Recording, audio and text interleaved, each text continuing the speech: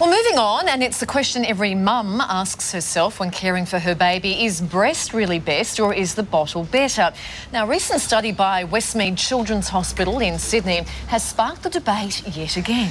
Now, the findings show that bottle feeding can cause dental problems in children, with babies as young as 12 months old having their teeth removed under general anaesthetic because the decay is just so bad. But some mums are spitting the dummy, saying they're made to feel guilty if they're unable to breastfeed.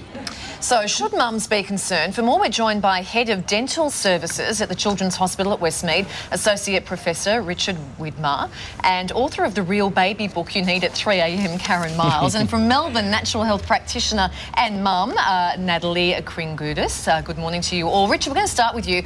Why is feeding with a bottle of a concern when it comes to teeth? Well, Kylie, it's not a concern for every child in every situation. It's just for some children that prolonged bottle feeding at night and then the bottle getting replenished through the night with a sweetened liquid in the wrong child will cause a lot of tooth decay. And that's simply because that milk is staying in their mouth for longer than it should. And when you're asleep, you don't make as much saliva. You lie reasonably still. And often the little one holds the teat or the pacifier between their teeth using their tongue, and that just keeps the liquid against the teeth for long hours. Right. So how should mums be feeding their babies then to avoid this sort of decay? Well, I'm not the expert in that. What we ask is, breastfeeding if possible, and if mums and dads go for a cup or a bottle, that's fine. It's just the bottle in bed at night time. So we're not saying a bottle during the day is an issue, it's just the one at night time that gets replenished. Alrighty. Karen, will bring you in here, a parenting expert, a mum too. I mean, do you think it's realistic to avoid bottle feeding altogether? That's, of course, not what the professor's saying. No, definitely not. Some women can't breastfeed. Some women choose not to breastfeed, and I think we need to be supporting women's choices to make those decisions about themselves and their babies.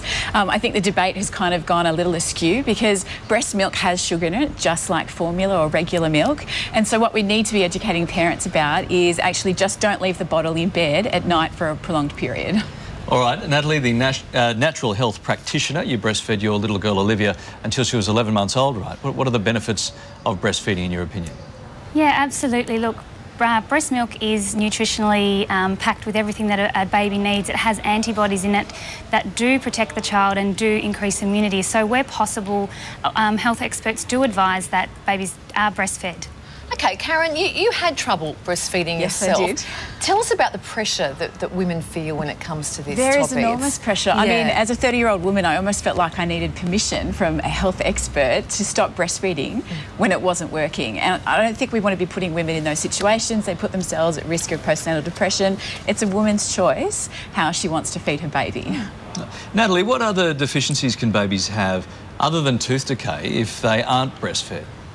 Yeah, look, when babies aren't breastfed, we see increased illnesses that may occur in the respiratory area, possible gastrointestinal issues. We see more ear infections, and generally the allergies can be more pronounced. That said, there are things that you can do if you are formula feeding your baby that will help to support more so than just using the formula alone. Sure, and just one last one to you, Richard. How heartbreaking is it for you to have to take out the teeth of a toddler because they are just rotten? I mean, that, I imagine, would be heartbreaking.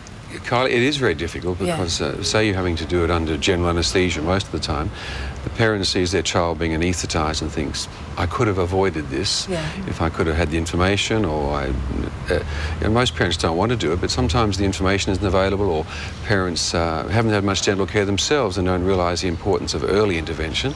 It is very heartbreaking, and I just say, well, listen, let's make sure that the next ones are in really good nick, and most parents respond to that. Yeah, OK, some really good information. Thank you so much, team, for joining us this morning. Thank you. Thanks, guys.